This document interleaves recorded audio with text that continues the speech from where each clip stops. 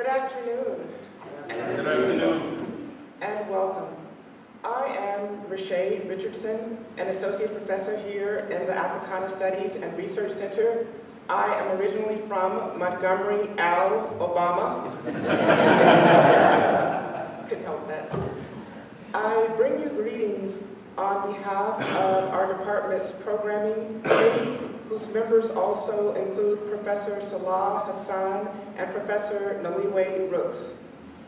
We are very excited to launch our year-long colloquium series entitled Freedom, Democracy, and Citizenship, including our embedded series entitled Race and the Presidency, Part 2. We're also very excited to be featuring Professor Mark Anthony Neal from Duke University to help launch this series. What I want to do as we begin is to overview some of its rationales, drawing directly on our introduction that we've developed. In 1913, the writer James Weldon Johnson wrote the epic poem 50 Years, 1863 to 1913, to meditate on the 50th anniversary of the Emancipation Proclamation, which begins with the verse, "O brothers mine, today we stand where half a century sweeps our ken, since God, through Lincoln's ready hand, struck off our bonds and made us men." On January 1st, 2013, we stand poised to commemorate the sesquicentennial of Abraham Lincoln's Emancipation Proclamation, which decreed the freedom of black slaves. Next year, exactly 150 years after this monumental moment in the nation's history, we are also challenged to consider what freedom and the long project of emancipation mean to the African diaspora living in the United States, including the African American population. Next year will mark the 50th year after Dr. Martin Luther King's powerful "I Have a Dream" speech at the Lincoln Memorial on the nation's capital, as well as the 50th anniversaries of the deaths of 4 little girls in Birmingham, Alabama at 16th Street Baptist Church, and the tragic assassinations of both NAACP leader Medgar Evers and President John F. Kennedy. The year 2013 is further significant for marking the 100th birthday of civil rights movement heroine Rosa Parks, whose choice to remain seated on the racist driver James Blake's bus and to be arrested helped to catalyze the Montgomery bus boycott, along with an international freedom and human rights movement that resonates to this day. The year 2013 also marks the centenary of the poet Robert Hayden, who wrote on figures such as Frederick Douglass, Nat Turner, Harriet Tubman, and Malcolm X in his rich repertoire. It seems important and timely to consider these questions of freedom, citizenship, and democracy too, as we look towards celebrating the 150th anniversary of Cornell University's founding in 1865 and the vision of its founder, Ezra Cornell, whose idea was to create a fundamentally democratic and diverse university where any person could find instruction in any subject. Yet, the charged racial climate on campus under which the Africana department was established in 1969 is just one profound testament to how much this vision has fallen short and how much work still needs to be done to accomplish its founding principles. It is most significant that this university was founded during the very year that the Civil War ended, a war that had profound, if frequently denied, implications for the project of black freedom. The implications of freedom, along with concepts such as citizenship and democracy, also seem particularly urgent to meditate on in the wake of having elected Barack Obama as the first black president of the United States in 2008 and on the cusp of his campaign for re-election to a second term this fall. The reactionary and sometimes ostensibly racist opposition to Obama in the U.S. public sphere, as witnessed in the rhetoric and propaganda of groups such as the Birthers and the Tea Party, has been at times premised on arguments that question Obama's U.S. citizenship and legitimacy for the presidency and frame him as foreign and other to notions of the authentic American.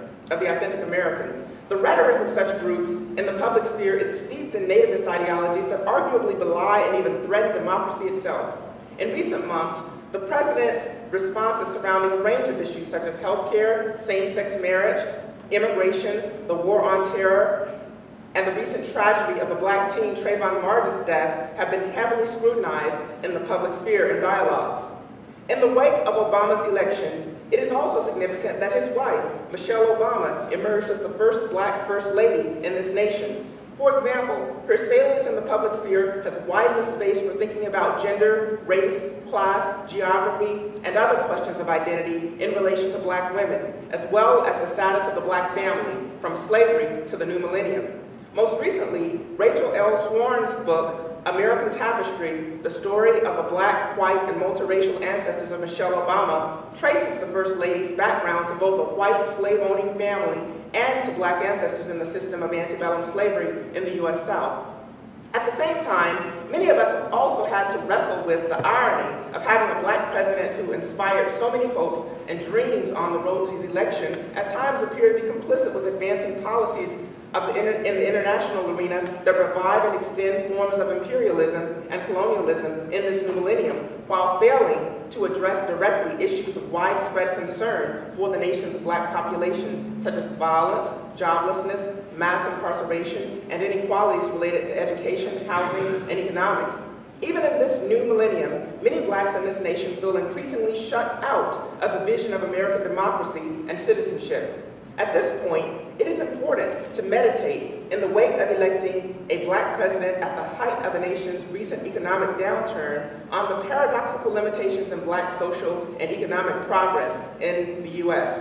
Furthermore, we need to think about the extent to which this situation lies in the continuum with the persisting inequalities in nations such as South Africa in the post-apartheid era in the wake of Nelson Mandela's election as president.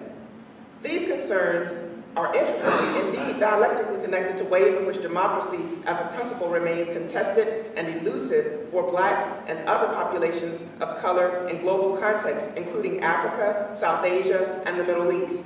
What continues to be at stake when the possibilities for achieving democracy in these transnational contexts has been forestalled and impeded by U.S. foreign policy, as witnessed, for example, in the case of the Israeli-Palestinian conflict or the current situation in Egypt, even in the wake of the revolution of 2011. The thematic itinerary that we propose for this academic year is also set forth in the midst of the monumental celebration of the 50th anniversary celebration of Jamaica's independence, Trinidad and Tobago's 50th independence celebration, and other monumental anniversaries being marked in Africa and around the globe. It will allow us to cover a range of issues that seems timely and relevant to engage in the Africana Studies and Research Center. The programming will help us to showcase the talents of both our new and veteran faculty and will involve all of our faculty. To this end, we are beginning a course series of lectures for the fall to anchor and build upon the department's energetic and dynamic history of programming. In 2008, we put together a very successful colloquium series on campus entitled Race and the Presidency, which offered a series of panels and lectures on the road to the historic election that year. This fall, as the semester begins, and in the weeks preceding the November election, we are revisiting this topic through a new version of this colloquium series entitled Race and the Presidency Part 2. As we launch Race and the Presidency Part 2 as an embedded colloquium series within our overall year-long colloquium, we will also meditate on some of the general context for the presidency and blackness. For example, even before the historic election of President Obama, prior candidates such as Shirley Chisholm, the Reverend Jesse Jackson, Carol Mosley Braun, Reverend Al Sharpton, Bobby Seale, and Lenora Fulani made bids for the presidency and in the process impacted black electoral politics and voting patterns. Debates from those about figures such as Sally Hemings and President Thomas Jefferson and Nobel laureate Toni Morrison's famous description of President Bill Clinton as this nation's first black president have also shaped discourses on the presidency in the African American context. Clinton was truly outstanding last night. First Lady Michelle Obama was magnificent the night before, and I know many of us are eager to hear what President Obama will say later. And all of us are also very excited now to hear Professor Neal, one of the profession's most brilliant, influential, committed, and hardest-working intellectuals. In our year-long colloquium, we are in for an exciting journey. Stay tuned, and please continue to support us. With all of that said, I will now turn the floor over to Professor Gerard Aji, the new director of the ASRC. Thank you so much.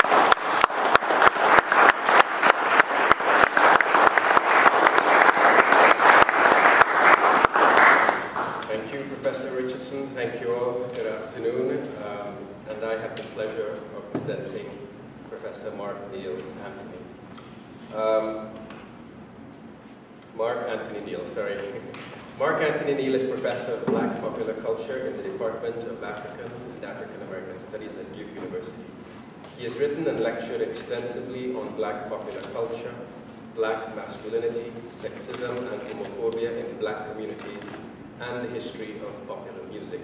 He is the winner of the 2010 Robert B. Cox Award for teaching at Duke.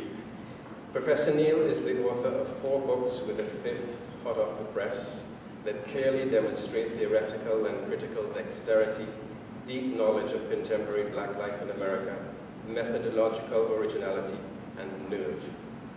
For example, in What the Music Said, Black Popular Music and Black Public Culture, 1998, he examines the efficacy with which Black popular music, from the 19th century spirituals to hip-hop and beyond, dwells in a complex, what he calls oral public space, in which African American communities listen to and critique their societies and times.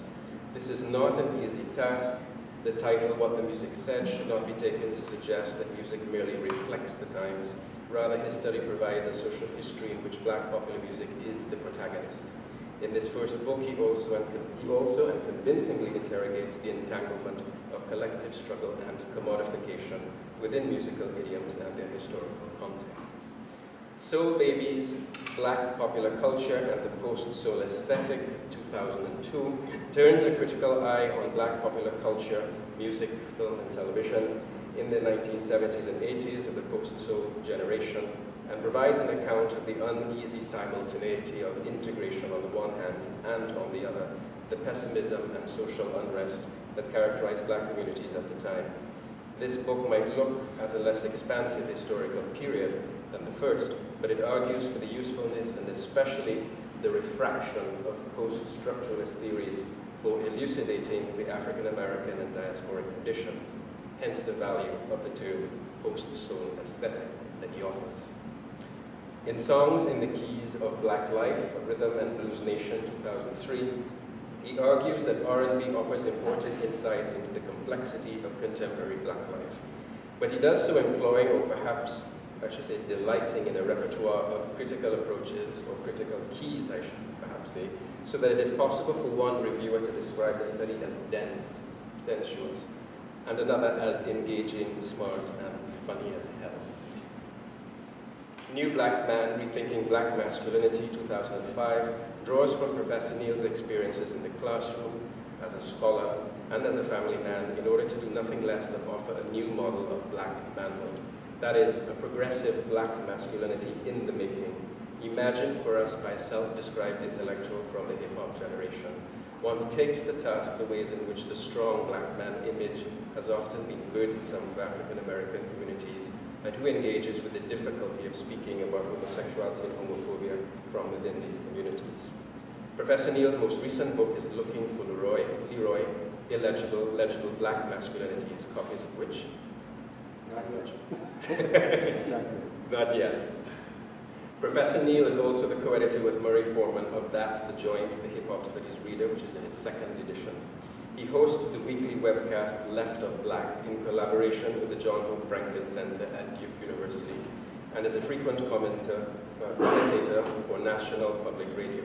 He contributes to a number of online media outlets and has appeared in several documentaries, including Byron Hurt's acclaimed Hip Hop Beyond Beats and Rhymes, 2006, John Akomfra's Urban Soul, 2004, and Jonathan Gale's White Scripts and Black Supermen of this year. He's the founder and managing editor of the blog New Black Man.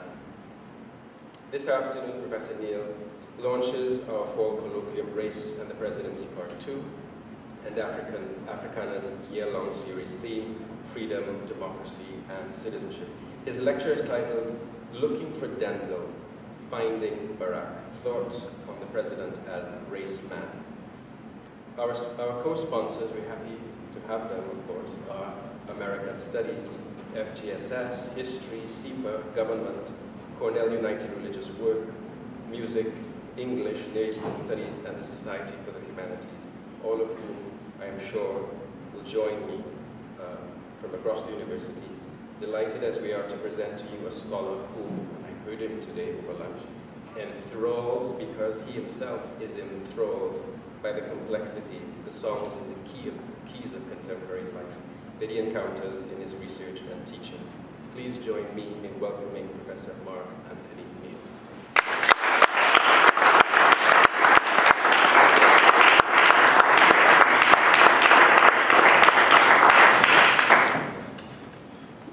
Thank you. I am honored to be here. If there's a time to be in Ithaca, it is September or October. I'm glad I'm not here in February and January, having spent many years in Western New York, in Buffalo, and Fredonia, and then in Central New York, and Albany, and remembering what those winters, which begin in October and in April, are like. So I'm glad to be here. Though if I came a month earlier, I would get the foliage thing, which, I kind of miss. Thank you, Gerard, for the introduction. Thank you, Roche, for the introduction.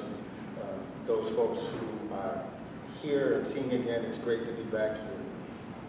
And so this is my thing about this talk. I've tried my damnedest over the last 4 years not to talk much about Barack Obama. On the one hand, because I'm not a political wonk, right, I take serious this whole idea of staying in my lane. And there are far too many people in the public sphere, in the media, on Twitter, claiming a kind of expertise around political discourse than need be. And so I thought it was important for me not to weigh in that kind of way. But at the same time, Barack Obama represents such a compelling text that we have to go to time and time again. So that when I was looking for ways to close out my new book that will be out in the spring, Looking for Leroy, Illegible Black Masculinities, I decided to end it with a tag about Barack Obama and this idea of the performance of the race man. So what you'll hear today is part of that ending tag, but also some other kind of meditations about Barack Obama performing as black man, performing as race man. And Denzel comes into the mix because I think for a generation, maybe 2 generations of black folks who don't have a familiarity with the idea of a race man, in the way that we know race men, the way that we've studied and taught them, Denzel Washington has served that function, right?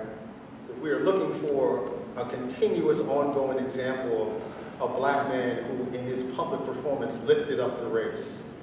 Right? Hasn't been caught on television, on a television camera with a crack pipe. Hasn't been driving across parts of Los Angeles looking for prostitutes. I mean, we can go on and on with these kind of examples. It's been Denzel Washington. And part of what I'm wondering is that, are our expectations of racemen so framed by how the race man is itself mediated by popular culture that we don't actually know what to hold the president accountable for in terms of our needs and desires? And that's something we can talk about at the end of the talk. Looking for Denzel, finding Barack. Some thoughts on the president's race man. Throughout his career, Denzel Washington has been a paragon of a well-mannered, good-intentioned, and deftly committed race man. A term from the beginning of the 20th century that describes black men of stature and integrity who represented the best that African Americans had to offer in the face of Jim Crow segregation. It has lost some of its resonance in the post-civil rights, post-race, post-blackness world, but it remains an unspoken measure of commitment to uplifting the race. Racemen inspire pride. Their work, their actions, and their speech represent excellence instead of invoking shame and embarrassment. Washington's hero and mentor, Sidney Poitier, had impeccable raceman credentials. The legendary black actor was one of the first to achieve mainstream success, and he never wavered. In films such as The Defiant Ones, In the Heat of the Night, and even Guess Who's Coming to Dinner, he made black audiences proud to be black. At the height of the Black Power movement, when his articulate, educated, and even affable characters were often measured against the fiery political icons such as Malcolm X and Black Panther leader H. Rap Brown, some blacks felt ambivalent about Portier. But the actor's willingness to support the civil rights movement appeased those who wanted a more radical image. It was an image that Portier himself was heavily invested in. On the occasion of receiving an honorary award from the Academy of Motion Picture Arts and Sciences in 2002, Portier remarked, quote, "My love and my thanks to those audience members around the world who have placed their trust in my judgment as an actor and filmmaker." There's little doubt that Portier and contemporaries such as James Earl Jones and the late Raymond St. Jacques influenced Denzel Washington in his choice of roles. Early in his career, he was drawn to heroic do-gooders, his roles in Cry Freedom as he played the modern anti-apartheid hero Stephen Biko, the Civil War epic Glory, which earned him a 1990 Academy Award for Best Supporting Actor, displayed his gravitas. The tear he shed when his character Private Tripp was flogged in Glory led black men a depth of humanity not seen in American cinema before or arguably since. In his collaborations with Spike Lee, Washington complicated the race man ethos. No longer solely defined by their willingness to stand up for the race, characters such as Bleak Gilliam from Mo Better Blues and Jake Stubblesworth from He Got Game and Detective Keith Frazier from Inside Man represented the new race man, whose main emphasis was on being manly. These characters were self-absorbed and selfish and demanded the respect they thought they deserved. Still, many black audiences embraced them, if only because Washington had earned their trust, especially after his signature collaboration with Lee on the film Malcolm X. The trust, so palpable to Portier's career, began to erode with Washington's portrayal of Alonzo in the 2001 film Training Day. When he finally won the coveted Best Actor Oscar for that role on the same night that Halle Berry won Best Actress, much was made of their being rewarded for portraying characters who demeaned African Americans. And yet it was still easy to give Washington a pass because the Motion Picture Academy had ignored his more celebrated roles as Reuben Hurricane Carter and, of course, Malcolm X.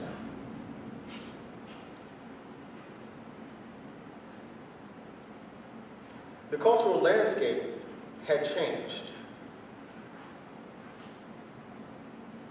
Working on my technology.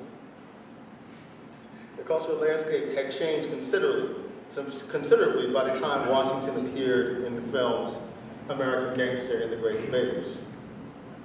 In the aftermath of the Don Imus debacle, rap music, urban reality television, and Tyler Perry films, in particular, became litmus tests for the perceived erosion of black culture's prestige.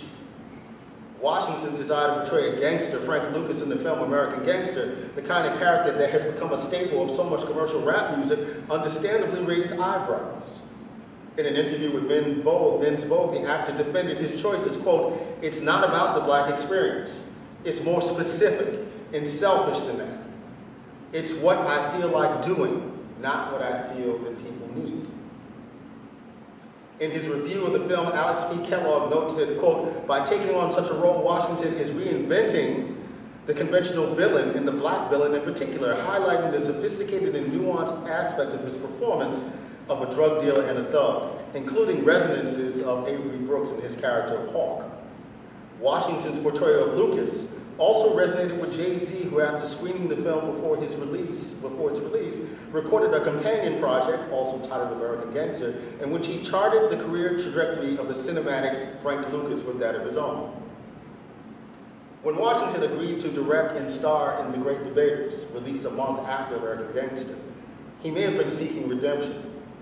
Produced by Oprah Winfrey's Harper Productions and opening on Christmas Day 2007, The Great Debaters tells the feel-good story of Melvin B. Tolson, who coached the debate team at historically black Wiley College in the 1930s.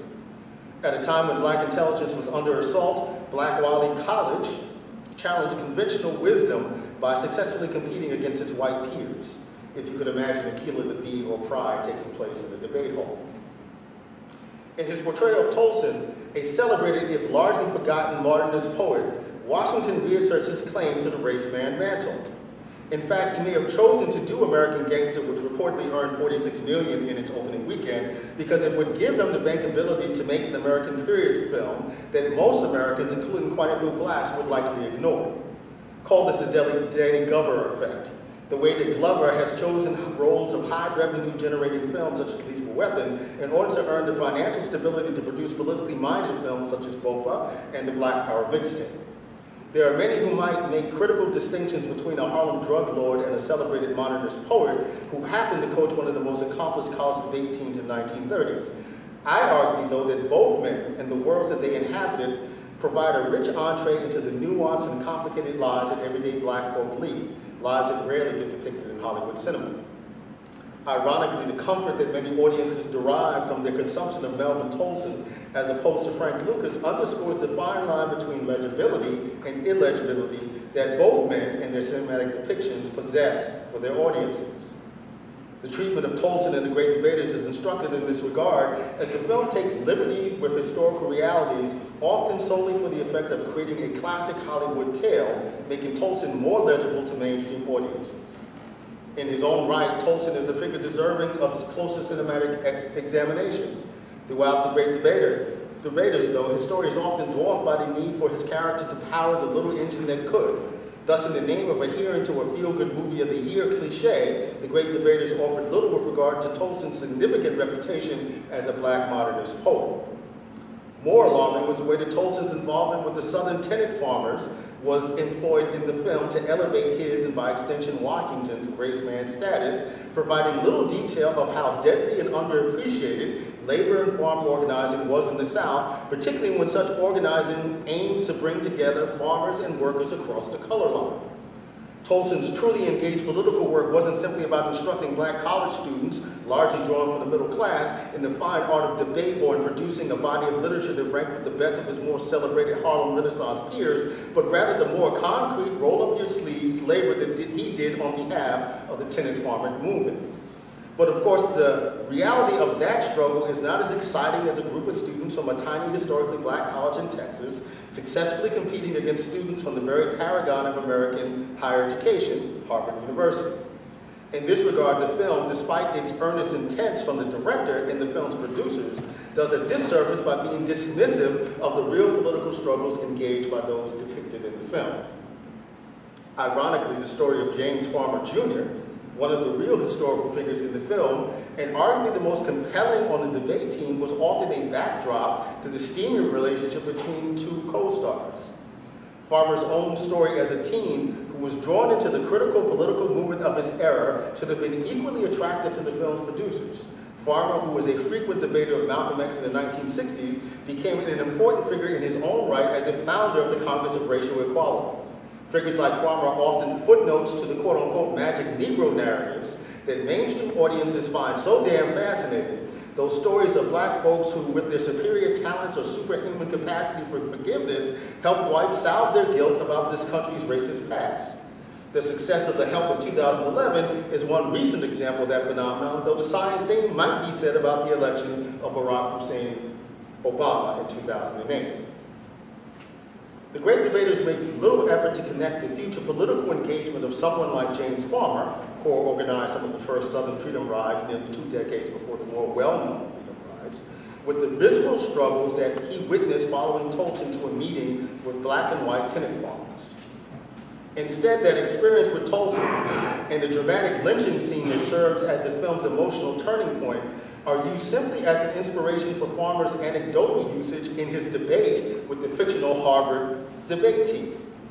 That the film's producers make little effort to connect the historical dots here is particularly egregious at a contemporary moment that demands that American youth imagine themselves as potential agents of social change. Films like The Great Debaters often relish in the ability of blacks to transcend racist realities in their own moral deficiencies, but provide little inkling of the real political struggles that create the victories and successes that these films promote. It is, of course, in the context of the so-called race man is rendered illegible, even within black publics, particularly as embodied by the figure of Barack Hussein Obama, who roughly a year after the release of American Gangster and The Great Debaters was elected the first black president of the United States. As community organizer and later Illinois state senator, Obama was rendered more legible within black publics under the tutelage of arguably one of the last race men in America. Years before Barack Obama emerged as a national political figure, his mentor and minister at the Trinity United Church of Christ in Chicago, the Reverend Jeremiah Wright, appeared on the 1989 recording, Majesty of the Blues, by Grammy Award-winning trumpeter Wynton Marsalis. The recording which paid tribute to the legacy of New Orleans jazz. The centerpiece of that recording was a three-part suite called New Orleans Function, arranged as a traditional New Orleans funeral on the occasion of the quote-unquote death of jazz. The suite features a 16-minute sermon aptly titled Premature Autopsies. Though Premature Autopsies was written by noted jazz critic and curmudgeon Stanley Crouch, the sermon is delivered by the Reverend Wright. Unknown to most in America prior to 2008, at the time he recorded Premature Autopsies, Reverend Wright was already regarded among the black cultural vanguard as one of black America's, if not America's, greatest preachers. Like the music that Marsalis recreated for Majesty of the Blues, Reverend Wright's preaching was the embodiment of what some might call classical American culture, black American culture, easily evoking examples like the Fiddler's Jubilee Singers, Louis Armstrong, Mahalia Jackson, Bessie Smith, Catherine Dunham, Langston Hughes, and Duke Ellington, the latter of whom serves as a primary referent throughout Premature Autopsies. Stanley Crouch composed Premature Autopsies in response to his sense that classical black American culture was under assault in the marketplace and by a dismissive generation of young Americans. The sermon gives the strongest inkling to what drives Crouch's very public criticism of rap music and hip-hop culture. But I also submit that the passion with which Reverend Wright delivers the sermon also explains the sense of indignity that was on display during the Q&A portion of Wright's talk at the National Press Club in April of 2008.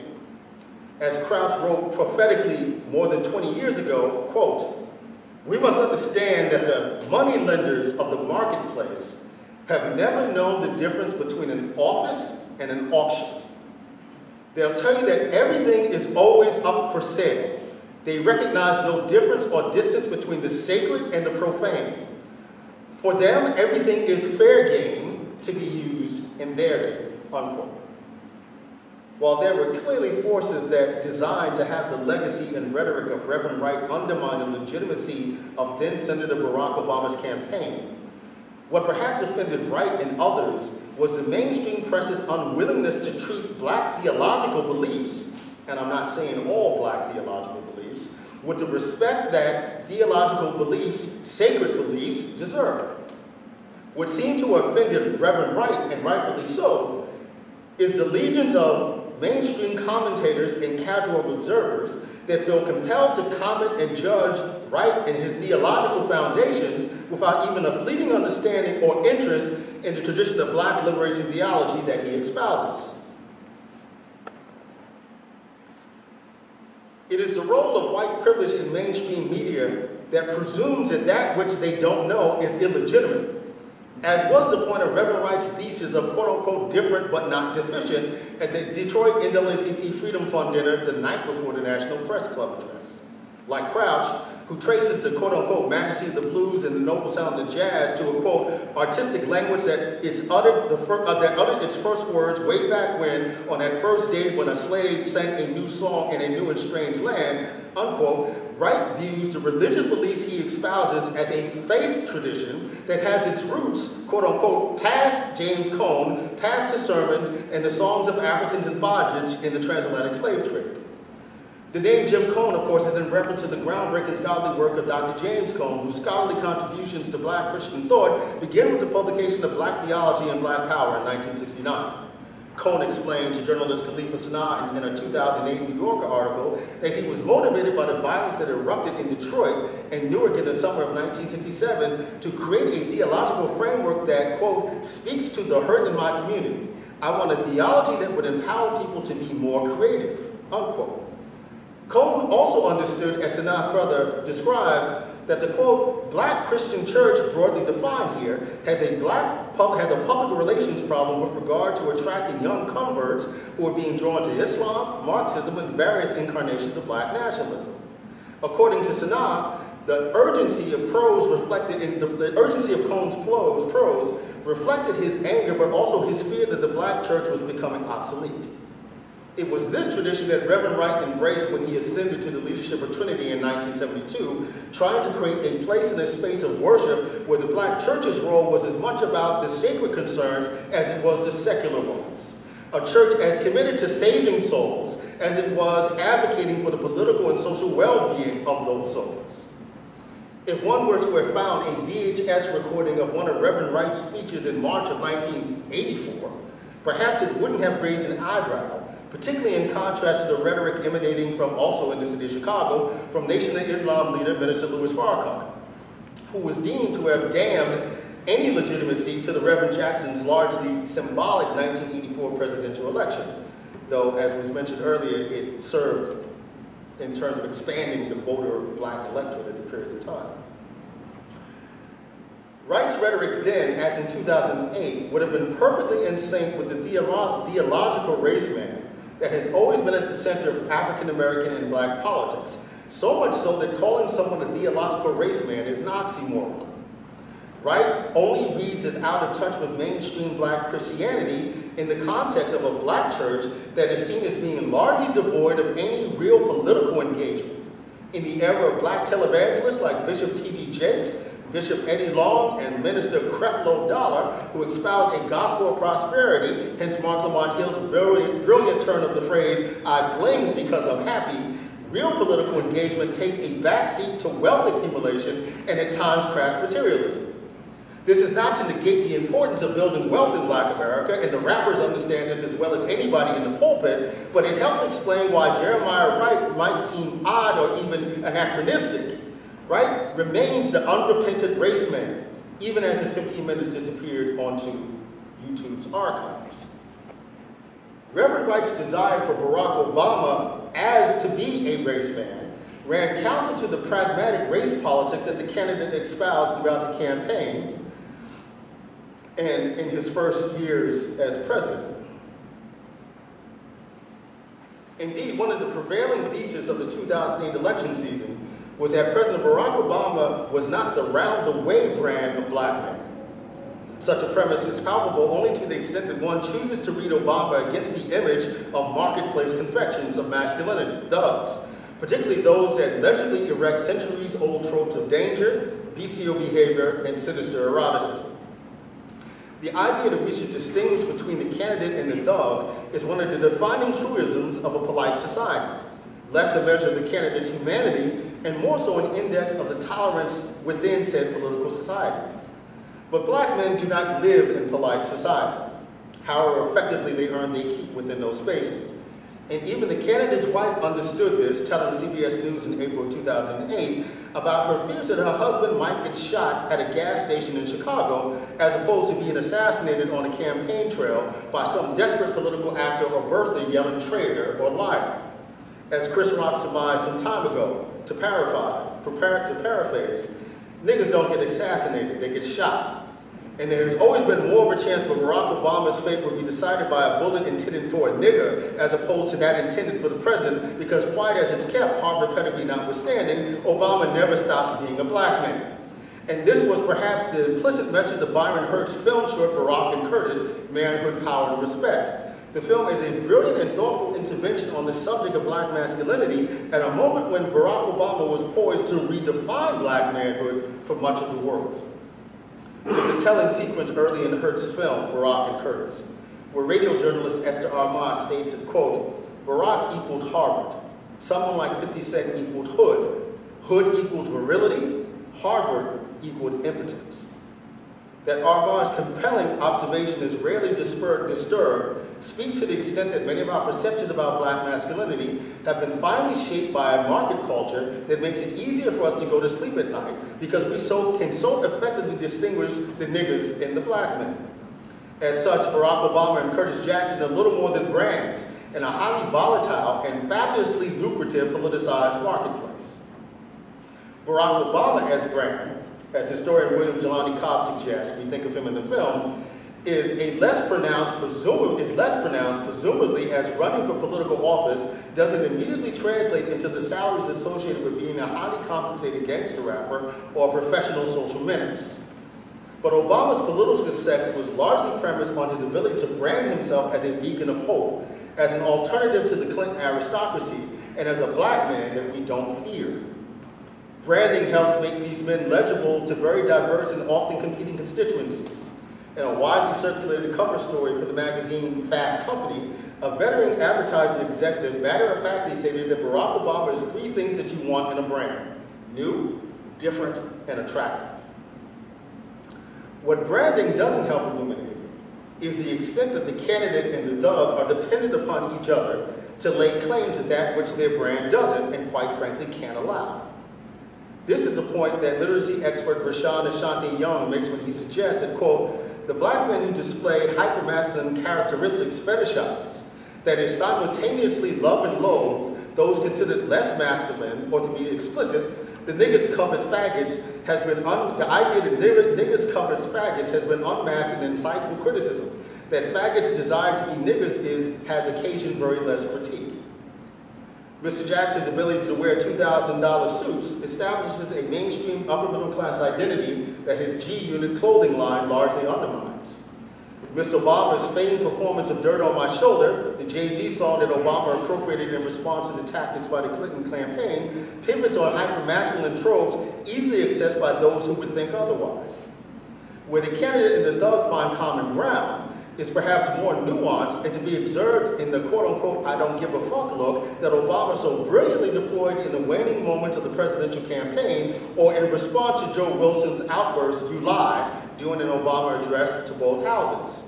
As Young notes in his book, Your Average Nigger, Performing Race, Literacy, and Masculinity, quote, what the phrase I don't give a fuck really does is convert racial and gender anxiety into a mask of nonchalance. That niggers carried it off so well, however, is exactly why black middle-class professionals are drawn to them, unquote. Young adds that, quote, whereas rappers exaggerate their blackness and masculinity, black middle-class professionals are required to underplay ours. Both Barack Obama and Curtis Jackson are fictions that are the products of the larger culture's inability to imagine anything but radical dichotomies for black men.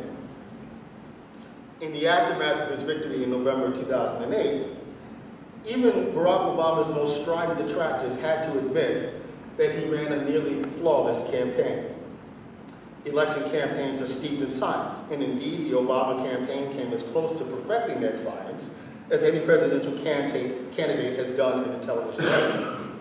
But there was another remarkable science at play, a science that is often given short shrift if acknowledged at all. Barack Obama had many challenges in his 20-month campaign for the presidency, but I would argue that none was more daunting than making the nation at large comfortable with the very idea of a black man as commander-in-chief. As such, Obama, particularly in the closing moments of his presidential campaign, performed a nearly flawless black masculinity that raised critical questions about the meanings of American masculinity and black masculinity, and in particular, as the new president transitioned from campaigning to governing. As a black man and U.S. president, Barack Obama's body is the literal terrain in which the always already competing logics of black masculinity and presidential masculinity, both bound to popular mythology, have inevitably collided. Obama's ability to negotiate this space, and truthfully he has little choice in the matter, only heightens the reality of his status as one of the most exceptional Negroes who have ever graced the stage. Barack Obama is a performance that was surely meant for a holiday release starring Will Smith. If such a nearly flawless performance of masculinity is the context for which this nation elected its first president of African descent, such a reality does not bode well for the idea of a so-called post-race society.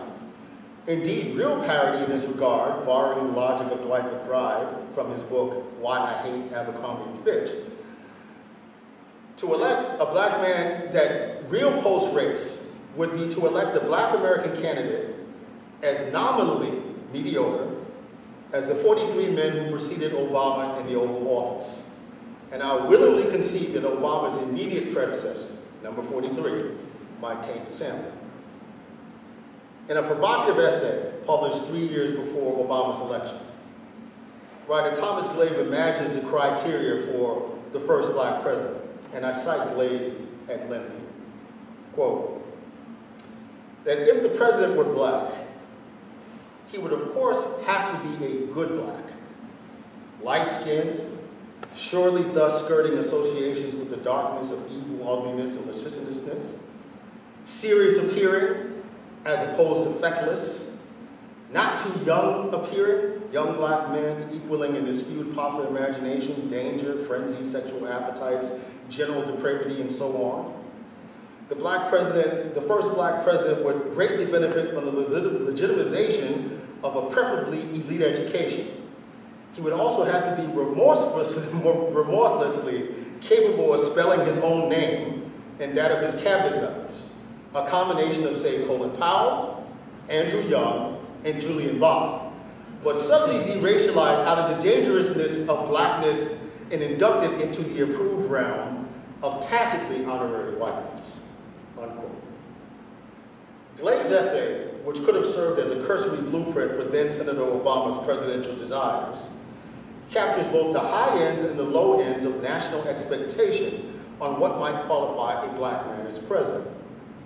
Obama had to run against the very blackness that made his candidacy legible in the first place, raising concern that had Obama simply been a talented first-term senator from Illinois who happened to be white and male, would we have even bothered to pay attention?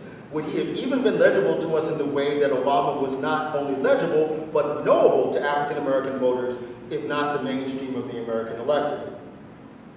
President Obama's initial struggles with African-American voters are well documented, with many citing the role that many African-American icons, notably Oprah Winfrey, played in laying claim on the value of his blackness that his name, African heritage, and fatherless status was unable to articulate. In her essay, Black Like Barack, journalist Joan Morgan, for example, observes that there is a, quote, proprietary tendency of native-born Americans to use black and African-American interchangeably, as if to be black in America is necessarily to be descended from this ancestry, unquote. As such, Obama could be black, but for African-American voters, the most visible arbiters of contemporary blackness, he could not be African-American in the idiosyncratic way that blackness is filtered through the prism of the African-American experience. Literary scholar Robert Reed Farr explains it this way, quote, blackness is perhaps the most tradition-bound product that the country manufactures, adding that, quote, black American is not produced at the location in which the African was dehumanized, at the point in which he becomes a nigger. Instead, the black American is produced at precisely the moment at which the attempt to dehumanize the African is met by the equally bold attempt to resist that dehumanization, unquote. Indeed, it was an explicit appeal to black women voters in South Carolina, with Winfrey and Michelle Obama functioning as proxies, that helped Obama sway the black political mainstream, in large part because of former President Bill Clinton's unwitting assist in this effort, by reproducing demeaning references to black achievement and black aspiration that black voters, particularly strivers, were particularly sensitive to. Overnight, Obama had been made black, though his fatherlessness would put a fine point on the fact. The Obama campaign tried throughout the presidential election season to downplay the significance of his race to mainstream voters, but Obama stood as such a dramatic counterpoint to long-held stereotypes about African-American men as fathers and husbands. In this regard, his ascendancy challenged myths not only about the capacity of African Americans to serve as commander-in-chief, but myths about black men as fathers.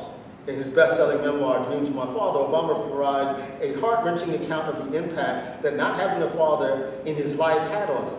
Obama's parents, of course, divorced when he was young. He had little contact with his father, who died in 1982. Obama literally had to conjure a father, who he saw only once after his parents' divorce, recalling, quote, I would meet him one night in a cold cell in a chamber of my dreams. There's a veritable cottage industry associated with so-called black fatherlessness, as many books and studies make the link between underachieving black boys and the lack of father figures in their life. The very idea of the shiftless, lazy, irresponsible black male has reached such mythical proportions that when black men show evidence of even the most basic of parenting skills, it's cause for celebration. Indeed, much of Obama's personal appeal lies in the fact that he has overcome the limitations of his black father, an absent black father who nevertheless powerfully marks Obama as black within many American discourses. Yet it is also implicitly understood, as suggested by Glade's comments above, that Obama represented an exceptional blackness. The one that the culture at large, in conversations about dress codes on HBCU campuses, for example, has sought to make reproducible. As Reed Farr observes, despite mythologies attached to race in the United States, quote, blackness marks a site of becoming rather than a locus or a fixed tradition. Obama's cosmopolitan identity, or what has been described as Afropolitan identity, those Africans who live in the world, resonates within discourses of so-called post-race America precisely because it is a moving target, perfectly pitched to audiences who all desire different meanings from the text that Obama represents and that they were so willing to consume. But with that positionality, Obama derives a critical power. Reed Farr argues, for instance, the moment at which the black American becomes a cosmopolitan subject, the moment he is seen, heard, sampled in locations far from the red clay of North Carolina or the red brick of Baltimore, is the very moment at which he witnesses or perhaps produces the dismantling of the logic of black American innocence. According to Reed Farr, appeals to black specificity, even as the cosmopolitan nature of blacks is self-evident, quote, is importantly a means by which to maintain a rather potent ethical position in this country and on the planet. As such, Obama's candidacy served a national desire, a fiction designed to satiate what historian Neal Singh might describe as the incessant need by the American body politic for the comforts of nation, where, quote, race is the provenance of unjust and irrational ascription and prejudice, while nation is the necessary horizon of our hope for a color-blind justice, equality, and fair play. In other words, Obama had to be a black man who won the presidency, not to honor a white man that Glave and many others, including running mate Joe Biden, suggested, so that the nation could again, quote unquote, move on from the threats that so-called diversity pose in the sanctity of the nation. As Singh astutely observes in his book, Black as a Country, quote, in this dynamic African and later Negro, Black, and African American struggles against civil death, economic marginalization, and political disenfranchisement accrued the paradoxical power to code all normative and putatively universal redefinitions of U.S. national subjectivity and citizenship. The first black president might be thought within such a discourse as the logical culmination of these struggles.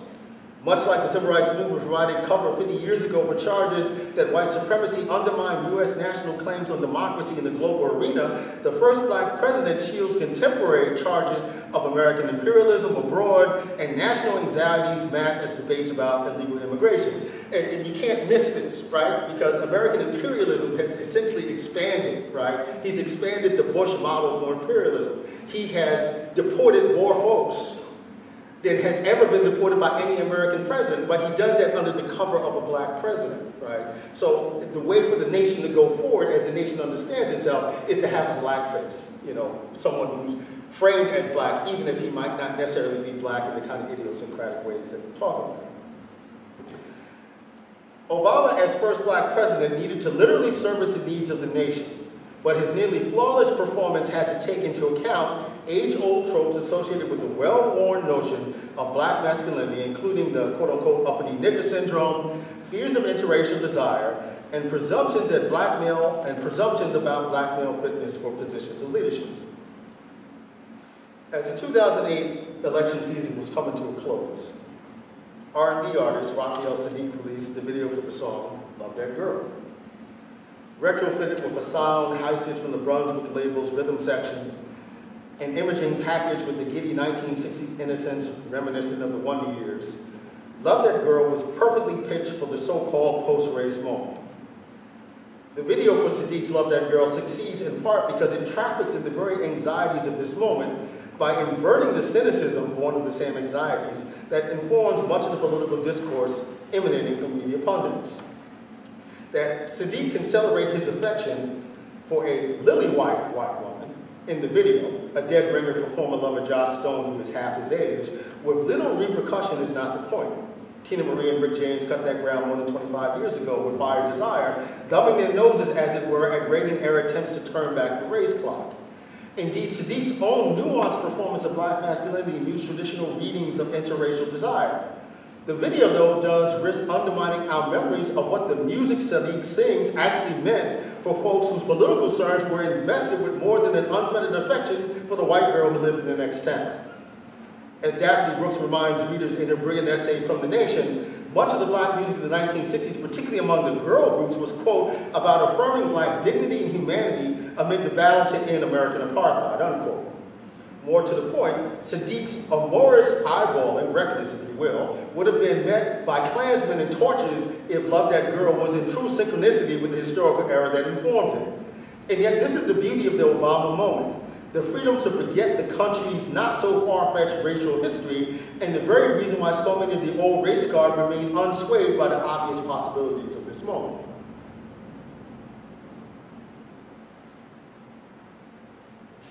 For example, on the morning of August 29, 2008, another white girl entered into the frame, and the so-called post-race moment became little more than a nostalgic longing, sequenced as it was to the pace of the unrelenting news cycle. And it really had nothing to do with who Governor Sarah Palin actually was, but everything to do with the white womanhood that she embodied. Call it a post-convention bounce or the reinvigoration of McCain's masculinity, what I'll call the MILF effect, if you want. But the reality is that Obama always loses in opposition to pure, unsullied white womanhood, a positionality that Hillary Clinton's own political career has never allowed her to truly occupy. Overnight, Barack Obama became the contemporary default representation of O.J. Simpson, the Scottsboro Boys, Nishan Williams, and Jack Johnson for many white men. His campaign, a contagion that needed to be contained, if you were to measure the disdain that today's show co-host Meredith Vieira barely masked at the mention of Obama's name. Another victory for the gender versus race debate, though in this instance, Obama's gendered identity as a black man trumps his identity as simply an African American. Then as now, Obama can barely risk even a cursory critical response to criticism from white women of his administration without reproducing centuries-old narratives about bestial black masculinities and the purity of white femininity in the face of black male sexual desire and presumed physical endowment. Obscured in the reproduction of this historical fiction is the fact that American electoral politics had never witnessed the presence on the national stage of a black man and a white woman so highly sexualized and attractive in conventional and not so conventional ways, who had political odds in the way that Palin and Obama were. The sexual tensions between Palin and Obama were palpable, if only for a nation that had come to desire the presence of such spectacle in popular culture as some measure of the very reconstitution of nation that Singh identifies above. The anxieties produced in the midst of these profound tensions were borne out in the sexualized gaze placed on Michelle Obama's body, as expressed in black masculine celebration of the First Lady's ass, as if such celebration asserts that Barack Obama is obviously more satisfied with the well-endowed Michelle Obama in the ways that heterosexual black men are satisfied and presumably enamored with such things, and I stand accused. Never before has a First Lady's body been subject to the amount of scrutiny and surveillance as is the case with Michelle Obama's. She has been rhetorically poked, prodded, and groped. Many would have found such a line of coverage unfathomable and even offensive if applied to women like Nancy Reagan, Barbara Bush, and Rosalind Carter. I won't make any commentary there, as was rightfully the case in depictions of Sarah Palin as the vice presidential MILF. Indeed, John McCain's ongoing campaign to seek a posthumous presidential pardon from Obama on behalf of Jack Johnson, the late black heavyweight boxer who was convicted in 1913 for violating the Mann Act, which ostensibly prohibited the transportation of women, white women, across state lines for immoral purposes, seems destined to make explicit the threats posed by interracial desire and miscegenation within the national culture that Obama, as a mixed-race citizen, has little choice but to embody. Barack Obama had little room to maneuver culturally and politically, having to be willing to be queered in both traditional and non-traditional ways in opposition to performing even a healthy black male sexual desire, as anxieties about such desire became palpable for the American public. Obama then as now had to perform a tightly choreographed form of restraint. Descriptions of Obama as Obambi in relation to his foreign affairs strategies are the most obvious expressions of this queering process, as are expressions of Michelle Obama as alternately the kind of domineering black woman that Daniel Patrick Moynihan wrote about in his infamous critique of the black family, and some contemporary iterations of the Hottentot Venus that Obama is sexually and political flaccid in the face of. At the crux of the many meanings placed on the body of Obama itself a marking of a kind of conceptual queerness, as John Earney might describe it, where there are just far too many meanings associated with Obama to ever read him as conceptually straight, are fundamental questions about his fitness as Commander-in-Chief. I return to Glave for a moment, who in the aforementioned essay, which is titled Regarding a Black Male Monica Lewinsky, argues that American presidents are, quote, sacred godheads, created by people, those who hold the most power and privilege in their desired image: whiteness, maleness, heterosexuality, Christianity, perceived virility, relatively good looks to, according to culturally sanctioned standards of beauty, etc. It is in the context of this particular definition of presidential masculinity that Glave imagines, with his undergraduate students at the overwhelmingly white State University of Binghamton, what the implications would have been if Bill Clinton had been involved in an illicit sexual affair with a black man instead of a young white woman named Monica Lewinsky. Specifically, Glave imagines, quote, a black male sexually interacting with the president's white, publicly heterosexual body, perhaps penetrating the anally and or orally receptive white presidential body and receiving penetration in return. Such contact, Glave argues, would not only, quote, fatally endanger the mythic symbolic ideology surrounding the sacred presidential body's white, racial, and heterosexual purity, but also seriously undermine, to say the least, the quote-unquote real man masculine power and force that only a homosexually unpenetrated male body can possess and claim. Glave's observations are useful because it captures exactly what happened that night in November of 2008 as a queered black male body penetrated the office of the U.S. presidency, reproducing politically, socially, and culturally all of the anxieties that Glave and presumably many others imagined years before the Obama presidency. Thank you.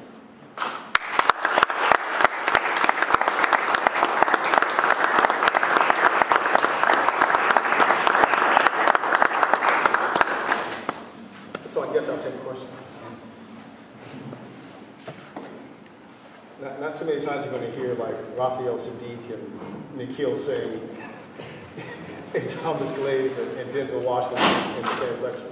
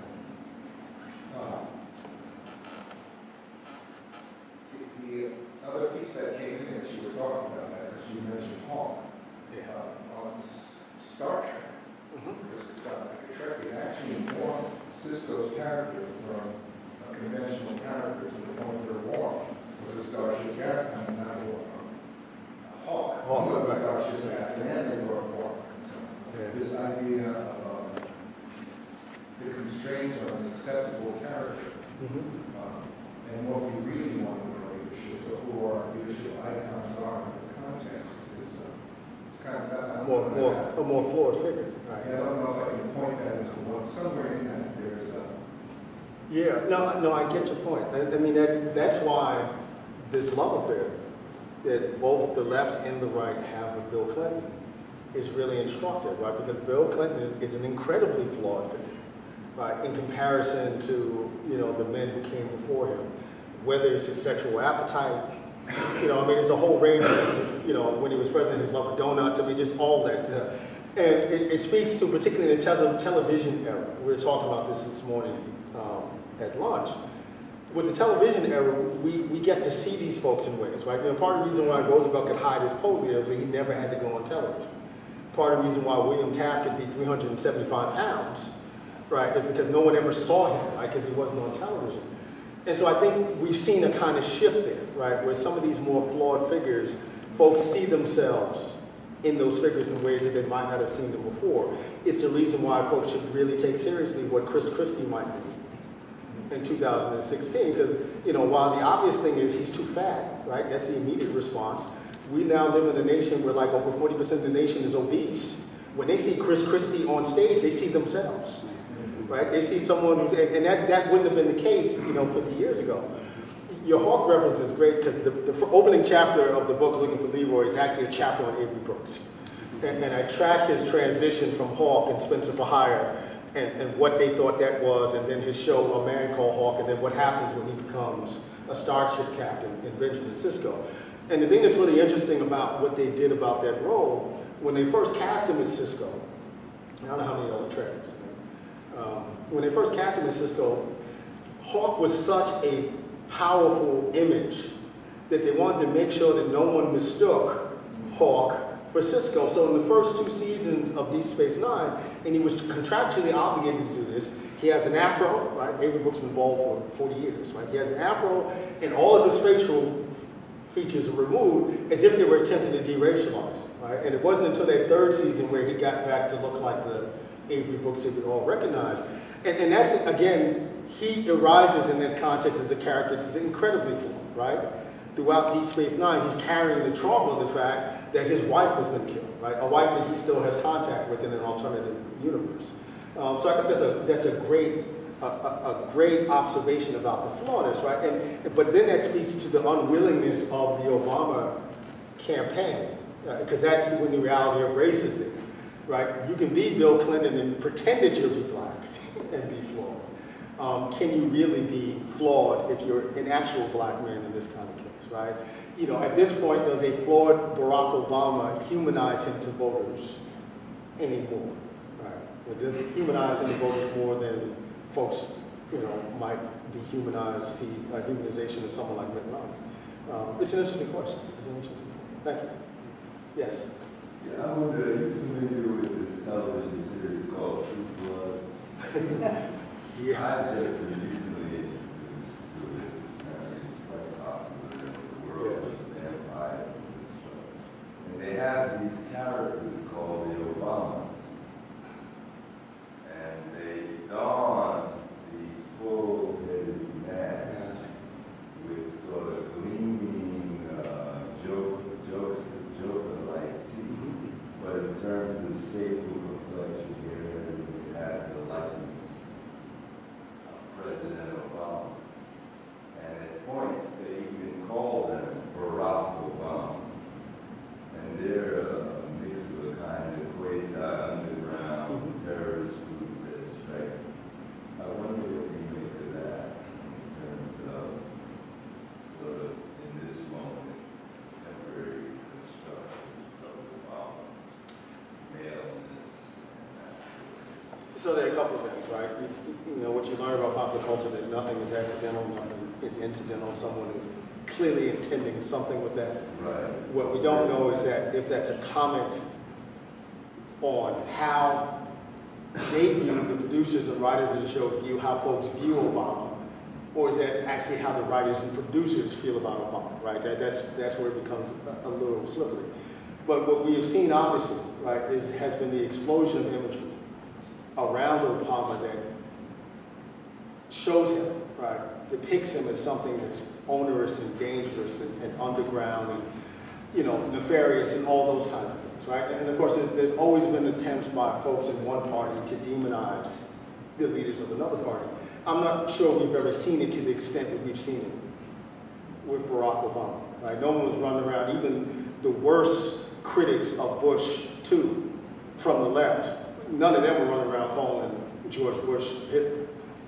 right? But it was almost like a kind of limit to how far you could go. That limit has been erased in the sand, you know, with someone like Barack Obama. So in some ways, the depiction that you see in a show like True Blood actually come off as almost innocuous, right? Because they've been so widespread throughout the culture the last 4 years that, you know, the only reason why you would react to is because you've never watched, you know, True Bloods, and it would catch your attention. But I think that stuff has become, and particularly in the era where everything is so visual and broadband makes access to video so visual.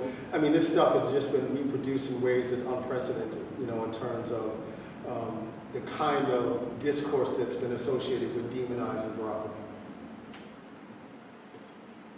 Yeah, I was wondering if you might comment on what seems to me to be some signals that Barack Obama gives to the black population to show that he's an okay dude.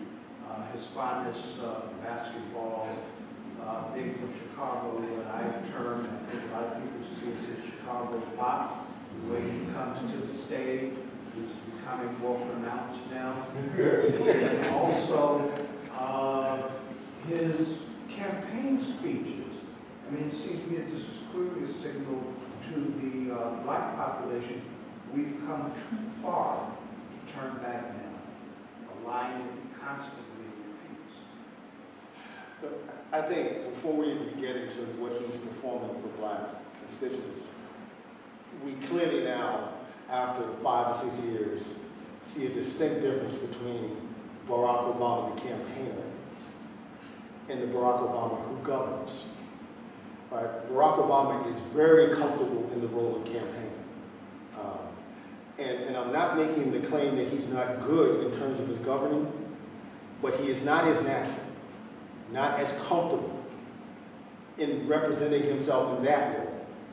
If he would have ever been able to explain health care with the kind of way that he's been on the campaign trail, even though folks still wouldn't know what health care was, they would have reacted very differently, right? When he's talking about health care, right, he's a law professor, right? The American public doesn't react very well to that. The genius of George Bush, right? Because folks will forget that George Bush has law degrees from Ivy League schools, right? You know, the ones rated higher in U.S. News and World Reports than like Cornell and Duke. But his brilliance, right, this is really Karl Rove's brilliance, is that it's from the Bill Clinton playbook, actually. All right? If you're George Bush, you have to come off as if you're just like these folks, no matter how, and he worked at it, right? He worked to sound stupid, if you could imagine. Right? It was a more natural thing for Bill Clinton. You know, Bill Clinton was a Rhodes Scholar, right? And that kind of code shifting was natural for him. It was not so natural for George Bush. And so Obama tries to do that in different kinds of moments, right? It's the basketball, right? It's having ESPN come into the Oval Office while he makes his NCAA picks, right? This is the tip, right? It's why it becomes a beer summit, right? We got some problems, we go to the bar and we hit a brew. That's why it becomes a beer summit. Right? Because he's trying, after he's being charged with this kind of elitism, let's bring it on the ground and make it something accessible. Now, with black folks, it's a different thing, right? The Republicans have been accused of dog whistle politics, right? Throwing out the kind of code words that would only resonate with some kinds of audiences as it relates to race. But you know, that goes the other way, right? You know, call it the, you know, pull pork whistle, whatever you want to call it, right? There's a way, you know, black folks have been doing this for centuries, right? How do you speak to a broad audience so that only the black folks understand a particular kind of message? And so Obama does those kinds of things also, right? And part of it is rhetorical style, right? When he's with black audiences, his rhetorical style changes, right? There's a great book that's coming out. Geneva Smitherman, the great legendary linguist, and Samuel Lane called Talking While Black, or Articulate About Black, right? And it's a study of how Barack Obama has used language over the last 5 years, when he changes it up and all those kinds of things, right? So, you know, when he goes into, you know, Ben's chili bowl, and he distinctly uses not just black vernacular, but the kind of black vernacular that only like black folks who only are around black folks would use, right? Not folks who are code switching. And so he does those kinds of things. You mentioned the war, right? You know, when there were all these questions about Barack Obama's blackness back in 06 and 07, you know, there are those of us walking around going, watch him walk. right? You know, you don't simply have to articulate blackness in how you dress, in how you talk. There are myriad ways that you can articulate blackness. One of the ways Barack Obama has continuously articulated his blackness is his walk, right? That doesn't disappear, right? He might sound a little different sometimes, but that walk, that still makes him black. I think he's struggling, right? Because this was the problem with the issue when Barack Obama was elected. You got a black man elected, right? How does a black constituency hold a black president accountable in the same way that they would have held every president before him accountable, right? And it's something that you have to navigate, right? Because you can't go ham, right? You can't get on national television and talk about the president didn't do this, the president did that, right? Because that gets used as ammunition, right? So how do you find a way to push back, right? And in some ways it can't be part, right? It has to be through other kind of elements. And I think what's happening now is that the black electorate has grown up over these last 4 years, right? And they themselves are saying, okay, yeah, we get all the dog whistles. We understand the attack coming from you from the right?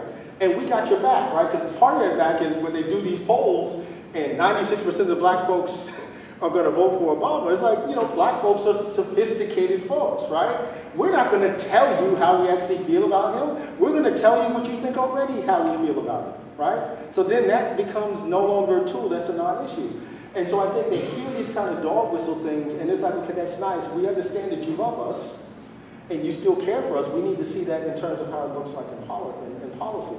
And so I think the real issue, if there is a post-election day for Barack Obama that talks about a second term, the real issue I think will be watching how black folks are going to navigate him in this position now, when he's no longer beholden to the fact that he wants to get elected in the form of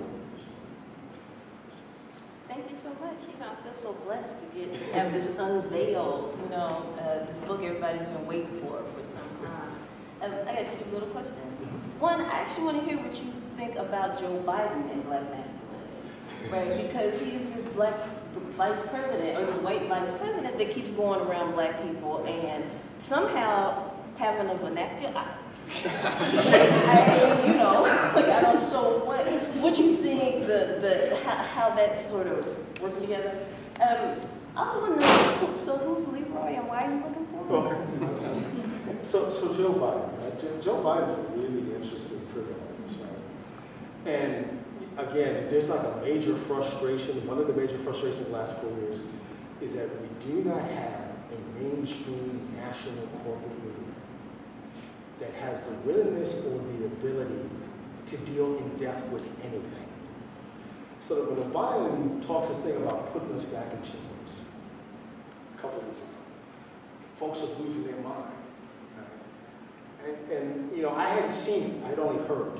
Right? And so finally I watched the clip. The first thing that goes in my head is that, damn, he's signified. He is straight signified, right? In every way that he said it, and everything about it said he's signified, right?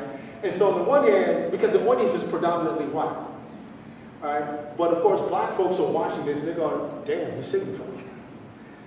And, you know, I hadn't thought about Biden that way, and I was talking to our friend Michael Dyson a few weeks ago. And he saw all of them at one of these Olympic basketball games before they went to London. And there was this running joke around the arena that, you know, the real black man in the White House, it's not Barack, it's Joe Biden. They're Joe Biden in some ways, right? And it's interesting because in some ways, Barack can leverage Joe Biden to do his bidding to black folks without him having to do it, right? And then it seems perfectly normal, like every other Democrat, white Democrat going into a black district trying to talk. I don't know where that comes from. I don't know whether or not Joe Biden is a secret anthropologist and just could hang around the Obamas and all of Barack's boys all these years and just pick up on stuff. Maybe he's been talking to Bill Clinton. I kept joking last night to myself, you know, watching Bill and Barack, you know, in their little post-coital hug last night. That if Barack loses, right, you know, does Barack suddenly become Bill's, what's his name? Used to be head of the Urban League, He was his little consigliere with the Oh. Vernon Jordan, right? Right. That if Barack loses, right, does Barack become Bill's Vernon Jordan? And Barack and Bill just kind of running around the country, you know, looking for tail. I mean, is that kind of stuff, right? And you just imagine Biden has kind of been around this stuff and has kind of seeped all this in and knew how to perform. So Leroy, looking for Leroy. Whenever I tell folks tonight, I say, oh, this is a book about Leroy Jones, Black Archer? No. Leroy, L-E-R-O-Y, as opposed to O-I, is Leroy Johnson. Everybody know who Leroy Johnson is? Leroy Johnson is I'm not sure whether or not he was gay, but he wore very, very hot pants and tight cornrows on the series Fame. That's who Leroy is, right? And the book pivots on this notion of legibility and the illegibility of black masculinity. It takes me back to being 15, 16 years old, growing up in the Bronx, watching Fame. Leroy shows up on the screen. He is the most compelling character on the screen, but I can't quite figure him out. I can't figure out what he is as a 15-year-old. In the sense, he's not gay because there's not going to be a gay character on television in 1982. But everything from the dance moves, right, the cornrows, the tight clothes, all that stuff says, in my mind as a 16-year-old, well, yeah, of course he's gay, right? But yet you get subtle little things like he refuses to wear tights. Right? You know, Denzel wears tights, but I don't wear tights, right? So he's just wearing these shorts.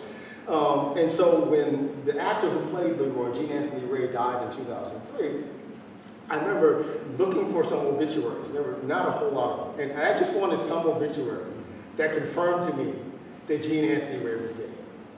Right? And if I could get that confirmed, then everything would be okay, could go on in my life. I never got that confirmation, and it began to me intellectually raise this question: what do we do with performances of black masculinity that are illegible to us, that we can't simply read as hetero, that we can't simply read as gay, right? What do we do if there's a different stream, multiple streams of performance? So one chapter is on, you know, Leroy's in the introduction, there's a chapter on Avery Brooks, right? And I talk about Avery Brooks as a Doug nigga intellectual, right? Because when you see his character Hawk, right, who is a classical pianist, or he's playing the piano, he's reading poetry, you know, he and the old man who's played by Moses Gunn, you know, are reading W. Du Bois in the bookstore, right? Meanwhile, the character is an assassin, right? Big gun, leather jacket, big black man and bald head, and there's this disconnect. And there's this great moment that he talks about where, when they decide to spin off Spencer for Hire with a man called Hawk, and the writers go to him, so who is Hawk? What is he about? And Avery Brooks is like, let me get this straight. You've been writing for this character for 3 years and you have no idea what this character is about? Light goes off in his head. He's like, okay, I'm going to do some stuff with this character, and if I just get one of these episodes on television, right? If I just get one of these episodes on television, right, I'll be straight, right? And I make the point, you know, in the book that because he got not just one but 13 of those episodes, 25 years later, I'm writing about the impact of those episodes. So it's Avery Brooks reading Jay-Z as a cosmopolitan queer, right? Thinking, broadening our analysis of what we think is queerness and what does it mean to be cosmopolitan within the context of hip hop. A third chapter, chapter 3, is on The Wire, specifically looking at the character of Stringer Bell. And I make this argument about what happens to Stringer Bell in the context of The Wire is that for many of his drug dealing peers, the corner is nation. Right? And you protect the nation at all costs. Stringer Bell's vision is so beyond the corner, right? He has a cosmopolitan worldview, and within that worldview, he has to die, right? Because he's a threat to the protection of the nation. And there's that great line when he and Avon have their battle 2 episodes before Stringer gets killed. I hope all of you've seen the one, right? 2 episodes before he gets killed. And as they're sitting there talking about what's going on, Avon looks at Stringer and goes, you know what I see when I see you? I see a man without a country. I was like, oh, I'm running with this. Luther Vandross is the 4th chapter, right? His refusal to perform any kind of notion of what we think of as either heterosexual desire or same-sex desire. His unwillingness to name anything about his own romantic taste. And so what does it mean that this gay man, right, becomes the romantic soundtrack for black heterosexual desire, right, as the era of age emerges, right? And so if you look at all of the the relative explosion of homo dog and queer street lit in the 80s and the 90s, all of these books are filled with references to Luther Vandross, right? Because everybody is reading Luther Vandross in these interesting kinds of ways. And the last chapter is on R. Kelly. Not so much R. Kelly, but Trapped in the Closet. And if you've ever seen Trapped in the Closet, and I argue that part of what Kelly is arguing, there are a couple of things that he's arguing. And I say that everything that he's been accused of, he admits to in Trapped in the Closet. But by the same token, what his pushback is, yeah, I did this, but this is what we do, right? Making the point that he's not an outlier, right? And so you get all these folks in these interesting kind of closeted spaces, and he's working through this in 22 episodes, right, of this kind of surreal thing that he's doing.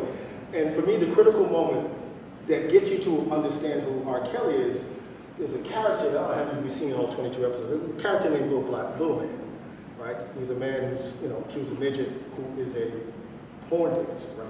He's stripping, he works in a strip club.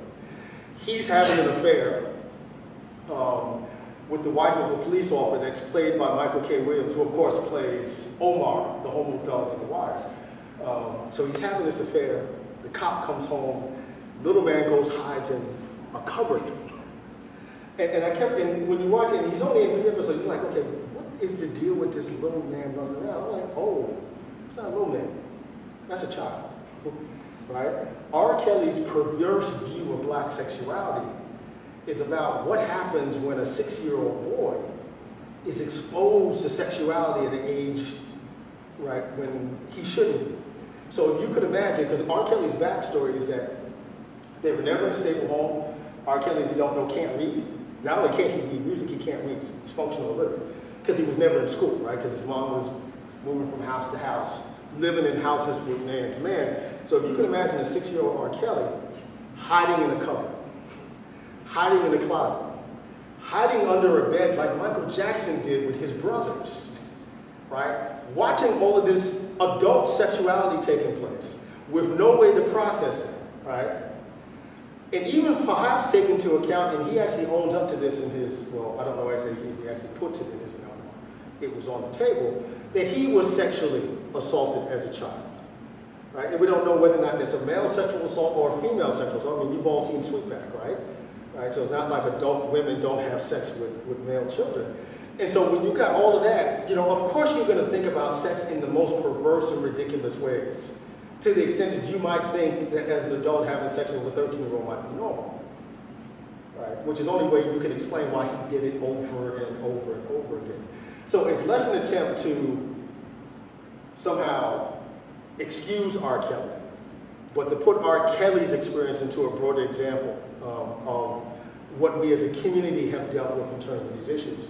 I think it's important that, in order to understand R. Kelly, you've got to understand folks like Sam Cooke and Bobby Womack, right? Sam Cooke, who's this great icon, gets killed. His 20-year-old charge, right? Guy who's managing his almost son figure, Bobby Womack, 3 months after Sam Cooke dies, marries Bobby Womack's widow. Right? If that was something that happened, if that was Drake and Lil Wayne, we'd be like, oh, of course that's what they do, right? You go Bobby Womack and Sam Cooke, you're like, nah.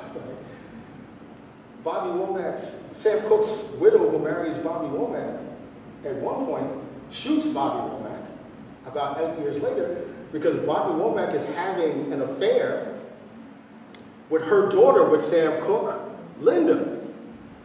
Linda, who Bobby's brother Cecil would later marry and form the group of Womack and Womack, right?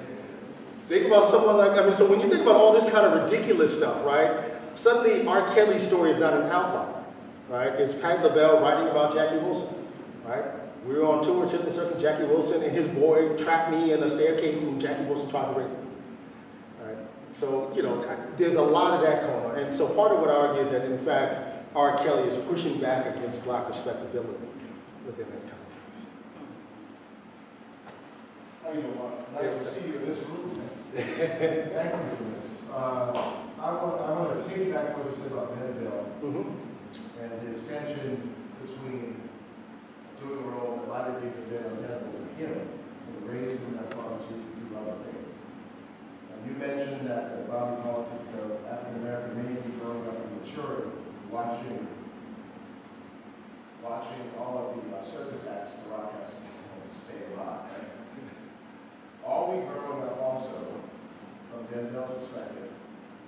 understanding that as Black people, we have the right to do whatever we have to make money if we're going to be philanthropic. Right? That's a tension that white America has been comfortable with for a very long time. Right? So Ben knows we coined the phrase for Jay-Z and his generation, they're rap Americans.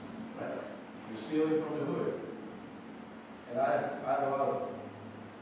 personally have a lot of tension with Jay. Right? I mean, man to man.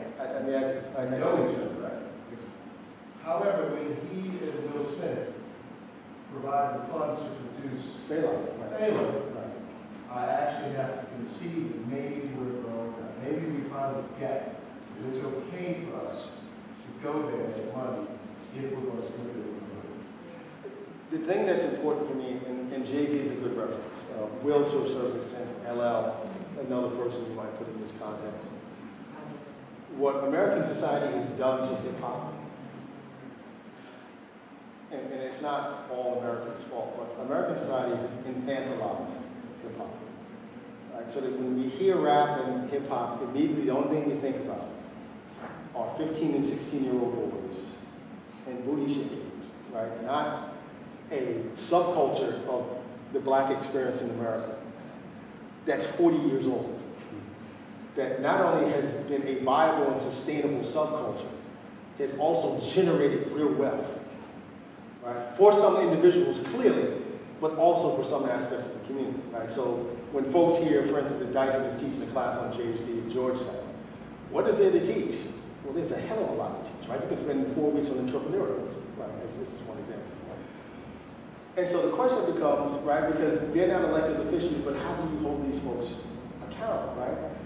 So on the one hand, how do we allow them to grow up, right? The Jay that's walking around now at 42 years old is not the Jay that's running around trying to set up his own record label when Music Modal comes in, right? And if we actually take him seriously, or take hip-hop seriously in general, we can track how these folks have grown up. Even as the narratives about them, the critiques of them lag behind that growing up, right? I got interested in Jay because I was never really interested, clearly not as an intellectual or something. I listened to the music. But the Girls, Girls, Girls video, for me, was the signal that some sort of shift was taking place, right? And on the surface, like, well, what's that about, right? Because the song where he talks about, I got this chick, I got that chick, this chick does that. I mean, it's standard kind of hip-hop fare. If you watch BET cuts off the video before it gets to the end. The end of the video, the camera pulls back, right? This isn't Jay-Z's life, it's a set, right? He's walking off the set by himself, I might add. And all the women that are supposedly his women are revealed as simply actresses. And as he's walking off the set, all he does is, thank you, I appreciate it, thank you, I appreciate it. Walks off the set by himself as he takes off his shirt as if he was taking off his work uniform and walks through a door that says Jay-Z closed set or Sean Carter closed set, right? And I'm like, oh, right, this isn't some radical feminist theorist. I get that. But it is just a small gesture that suggests Jay-Z is a brand, Sean Carter is a person. They're two very distinct. And I'm like, okay, I need to pay a little bit. And so my chapter on Jay-Z is really about doing this intense, close reading of his work. So then these guys are trying to figure out, as they grow up, how do they articulate, right, that grown-upness, right? How do they weigh in on political struggle? And I get into a big debate with folks because young folks, some of you in the room, in some ways you want your politics to be very out and open and visible, right? You want a Jay-Z or a Lil Wayne or any of these folks to claim a public politics that you can see them claim, right? You want them to be Lupe, right? And Lupe is a whole other conversation, right? You want them to claim something publicly. They are a generation that is unprecedented in terms of the kind of wealth that they have. So they're always strategically thinking, right? How do I manage what is in my heart politically with my ability not only to create wealth, but to build sustainable wealth? Because it's only through sustainable wealth that I can actually really do something with my wealth. And it's, you know, because it's telling, you know, who does Jay-Z talk about his money? Bill Gates, Warren Buffett, right? What do Warren Buffett and Bill Gates do with their money? Hell, you got a Bill and Melinda Gates building going up on campus right now, right? And, you know, you can't be that kind of philanthropist if you're worth $30 million. You can be that kind of philanthropist if you're worth $900 million, right? So how do you figure out a way to manage that kind of stuff? So then you get Belafonte, right? And I love Harry, right? I can't even bring myself to offer a critique of Harry, right? Harry has lived the last 60 years of his life trying to live up to the example of Paul Robeson. And Paul Robeson was a singular figure. I mean, we just need to be clear. It wasn't like there were a bunch of Paul Robesons running around, right? Right? Paul Robeson was a singular figure, just as Harry Belafonte was a singular figure, right? But Robeson had an impact on Belafonte's generation. Ozzie Davis and those folks, right? Belafonte and Portier used to get in it all the time, and they're best friends. Belafonte is like, you need to be more out there. And Portier is like, no, I need to manage the brand. I will write a check. I will write many checks. That will be my activism. Right? Belafonte is like, no, you need to be out there. Right? And so in some ways, he's taking out on Jay-Z and Beyonce. Right? What he's been taking out on his peers, right, for 50 years. The problem with Belafonte's critique is that we don't actually know what the critique is. What we read was a piece in the Hollywood Reporter, right? What's their editorial standards? Right? That's about 500 words, in which clearly the most salacious thing he said in the interview, right? Because if he had never said anything about Jay-Z and Beyonce, I don't think that piece has ever run, because they're not going to run a critique of capitalism. Folks just kind of glossed over his critique of capitalism. Let's go down to the bottom. He said something about Jay-Z. And so we get a little thing in which it's almost like it's the end of a whole host of stuff that he said. He goes, and even Jay-Z and Beyonce. As if he had actually said a bunch of stuff.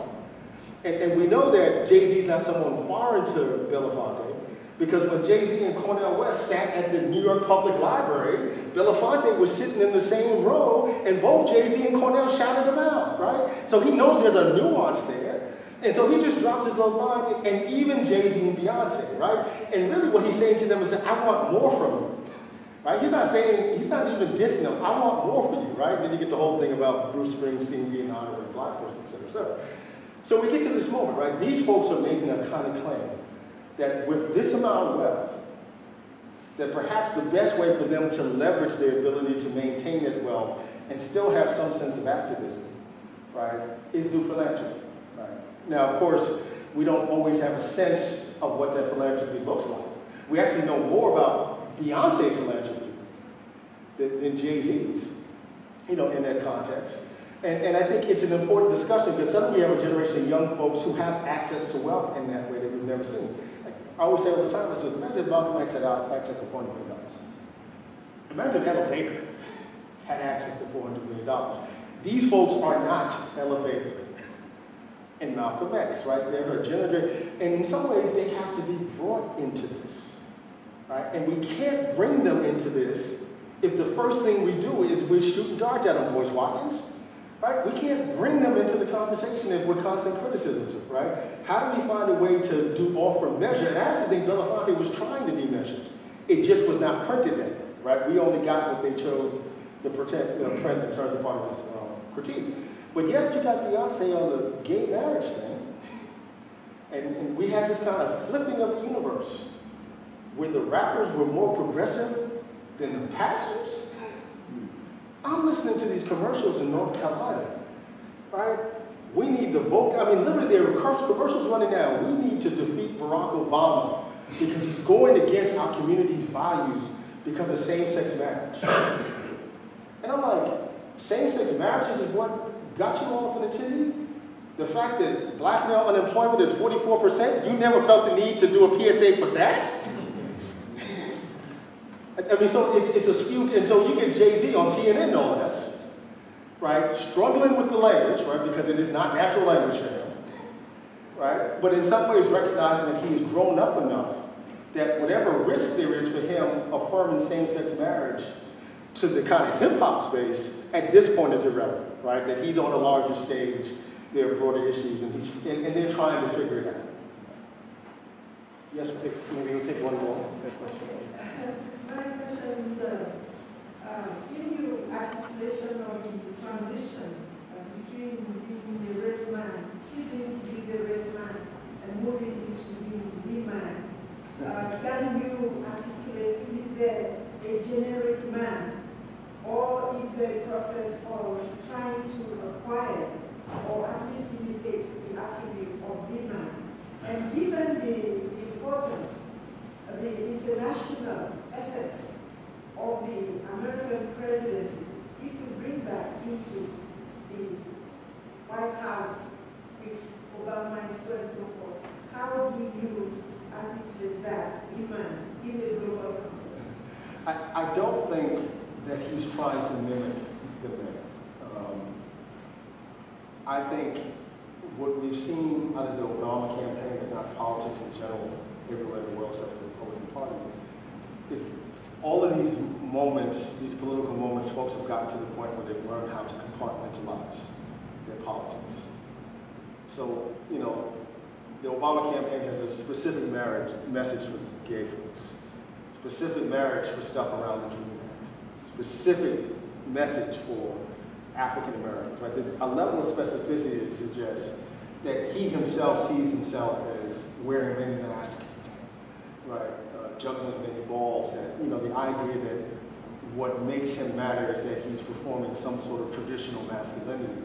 I'm not necessarily sure that that's something that he buys into, and quite frankly, I don't think it's something that the American public continues to buy into, right? The Clint Eastwood moment is a great example of that. I mean, the Clint Eastwood moment, I mean, my guess is there will be books written about this at some point in time, right? Because it's just pregnant with so much stuff, right? Because in order to really understand what Clint Eastwood is doing, right, the chair and all this kind of stuff, and he's doing some sort of level of highbrow performance on it. And the people sitting in the audience, it's flying right over their head. They have no idea what he's talking about. And I realized this when Nico Baker, who is a hard left operative for the Obama Party, watched this stuff play out, and he tweets, y'all don't get it, this is Clint Eastwood trying to be a populist, right? Because nowhere in his message did he actually claim Mitt Romney. And you got these fools in the audience yelling at him, say, make my day. He's looking at them like, what? Y'all look crazy, right? And you read Clint Eastwood's moment with that chair, with that Detroit automobile commercial that he did in December, right? That runs during the Super Bowl, which clearly says, right? The commercial is clear. This takes time. Let the man finish his job. What changes between that commercial and his decision to show up at a Romney rally and shake his hand 8 months later? Obama's negative ads. And in fact, he said that. He said that in his speech, right? That's what shifted for him. But in no time did he say, I'm with Romney. And I mentioned him in this context because what they were hoping for with Clint Eastwood, right? And I'll sample Gil Scott-Heron. Right? Gil Scott-Heron has this great poem about Ronald Reagan, 1980. And the poem goes something along the lines of, you know, what America really wanted was John Wayne. Right? John Wayne died in 1970. They couldn't find John Wayne until they got Ronald Reagan. Instead, John Wayne's dead, Ronald Reagan is dead, so they went and got Clint Eastwood. Right? Because they embody in the American nostalgia, right, this idea of what a virile American presidential masculinity is supposed to be. Right? And Clint Eastwood is actually standing there rejecting him. Right? He's rejecting him. He's like, I'm just trying to say, right? He's like, we own this. When talking about Republicans, he's like, as citizens, we own this, right? And so it's an interesting kind of shift, I think, in how the American public views this. There is a small sliver, right? Because this is the Republican Party, right? The Republican Party that is tethered to an ideology that only finds resonance in parts of North Carolina, South Carolina, Georgia, Mississippi, and a few other states in the South, right? None of the other folks who are part of the Republican brand, right, actually are tethered to those kind of politics, right? And so much so they tell you, did they find someone like, you know, what's the rest? Clint Eastwood was, what, 81 years old? That's future looking, right? And so you're looking back at his past, a past that he doesn't even claim anymore. And the next morning, right, because this is when you know it's like, it was a political mistake. The next morning, nobody's talking about what Romney said after. Nobody remembers what Romney said. Everybody's talking about the empty chair.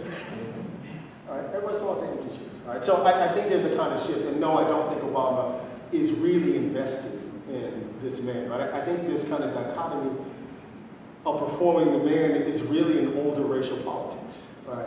And while Obama's generation might still be tethered to it in some ways, younger generation of folks have no sense of it. Right? Their ideas about identity is so much more fluid than to buy into that kind of narrative ideology.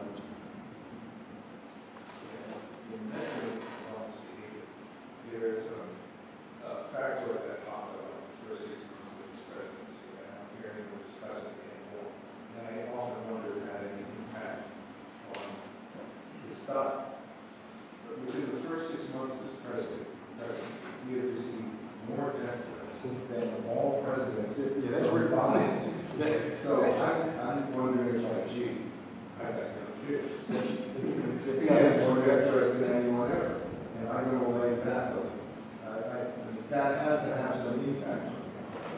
You know, and I don't know, I don't want to assume his behavior is motivation one way or the other. Maybe, I don't know.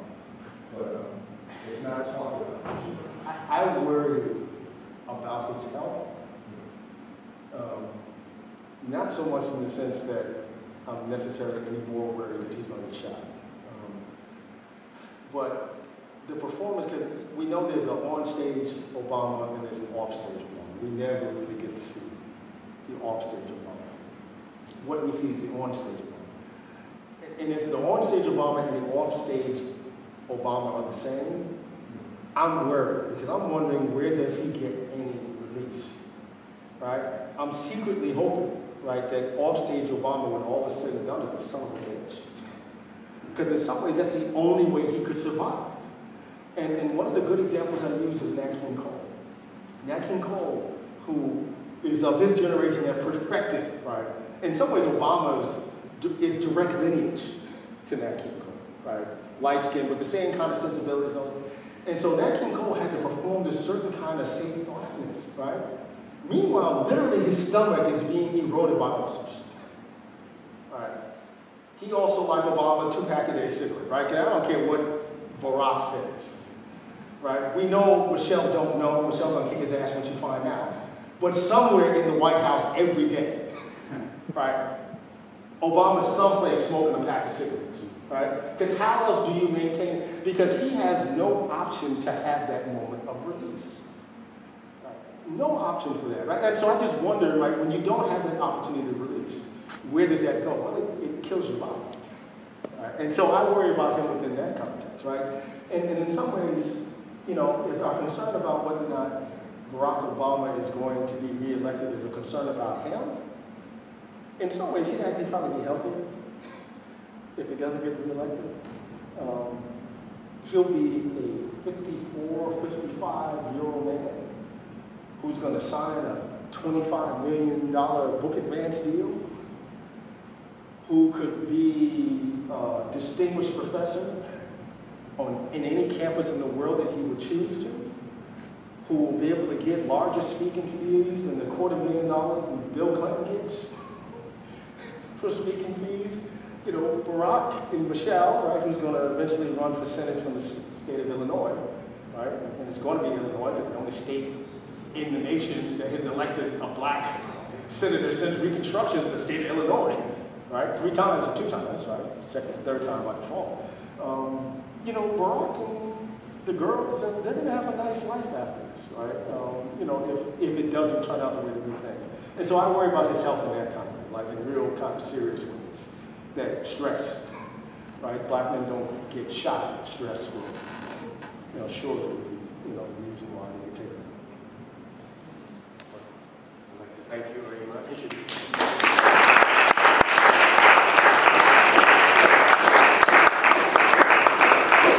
Reception here right outside. We'd like to have something to continue. I know.